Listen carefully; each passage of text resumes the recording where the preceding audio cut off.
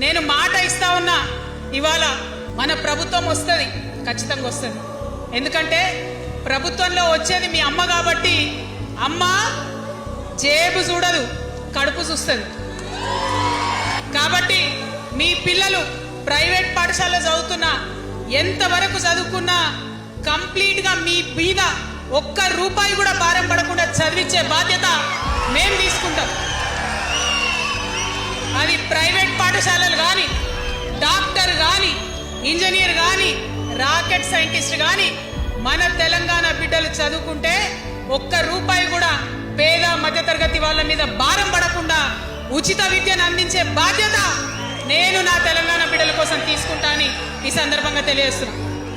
మీరు ఎంత చదువుకుంటారో చదువుకోండి, ఒక్క రూపాయి కూడా మీ మీద భారం పడకుండా చదివించే బాధ్యత తెలంగాణ రాష్ట్ర సేన తీసుకుంటది.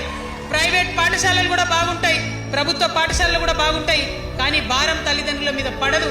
అది మీ అమ్మ ప్రభుత్వంలో జరగబోతుందని, మీ తల్లి ప్రభుత్వంలో జరగబోతుందని మీకు మాటిస్తా ఉన్నా.